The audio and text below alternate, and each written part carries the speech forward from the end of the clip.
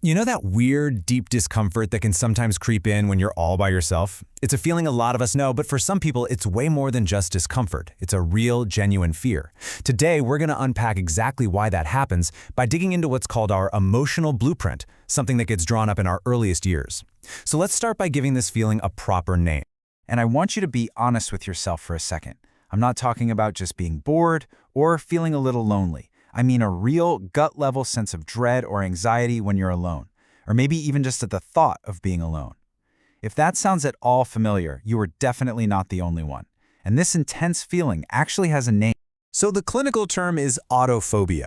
And as the Cleveland Clinic defines it, this isn't just about preferring to have people around. It's an irrational and extreme fear of being by yourself.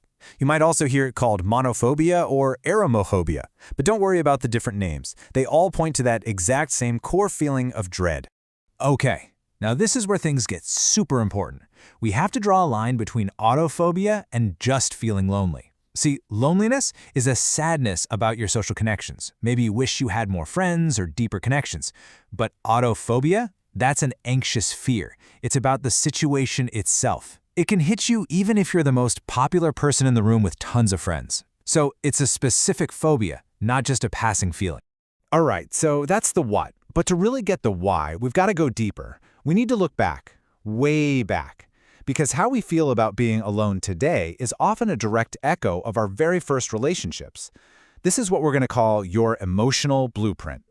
And this idea isn't something new. It comes from the groundbreaking work of a psychologist named John Bowlby.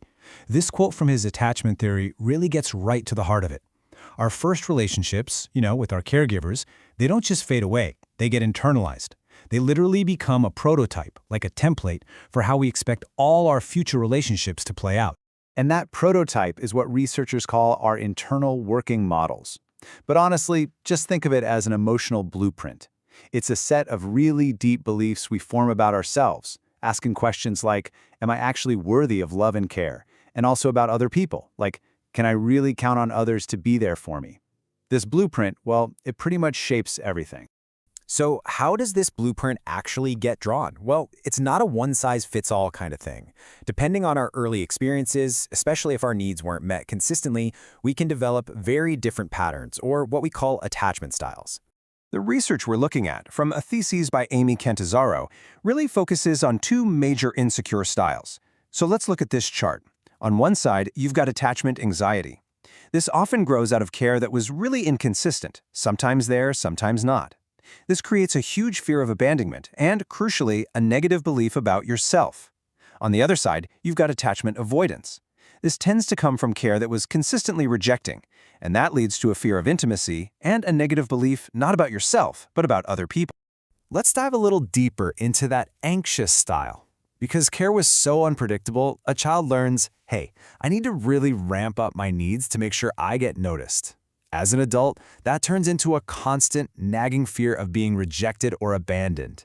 It creates this heavy dependence on other people for validation, all driven by that quiet, internal question, am I actually worthy of care? And you can see how different that is from the avoidance style. Its blueprint says something totally different. Don't get too close. People will just let you down. The whole strategy is to avoid intimacy, to avoid the pain of being rejected. This leads to what's called compulsive self-reliance, this idea that I have to do everything myself. The core question here isn't about their own worth, it's about everyone else. Can I really, truly trust you to be there for me? Okay, so we have these two really distinct blueprints for how to relate to the world, but here is where the research gets incredibly powerful. It actually draws the line connecting these attachment styles to depression. But, and this is the key, it's not a straight line. There are a couple of very specific paths it can take. Right. The path from feeling insecure in your relationships to actually developing depression isn't direct. The research found that there are two really important personality factors that act like channels or pathways that turn that early insecurity into depressive symptoms. And understanding these channels, well, that's the key to the whole puzzle. So for people with that anxious blueprint, their attachment anxiety flows down two separate streams. Check it out. It fuels a high level of dependence, that intense focus on relationships, but it also fuels a high level of self-criticism, that inner voice telling you you're worthless. And the study found that both of these channels, on their own, can lead directly to depression. Now look at the path for the avoidance style. It's different. Their attachment style also leads to high self-criticism, that harsh inner critic that's always trying to be perfect to avoid being rejected. But look at step 3. They actively avoid dependence. That's their defense mechanism, right? So for them, it's that self-criticism pathway and that pathway alone that becomes a super powerful predictor of depression. So how powerful is this whole model? Well, the study found that these pathways, combining attachment style, dependence, and self-criticism, explained, get this, 47% of the variation in depression symptoms. Now, to put that in perspective, in the world of psychology research, finding something that explains almost half of why something happens, that is huge. It means this emotional blueprint isn't just a small part of the story, it's a major, major factor. Okay, so here's the most important takeaway. If our fear of being alone and even our vulnerability to depression are shaped by an emotional blueprint drawn up long ago, well, blueprints can be looked at again, and scripts can be rewritten. Just understanding the pattern is the very first step to changing it.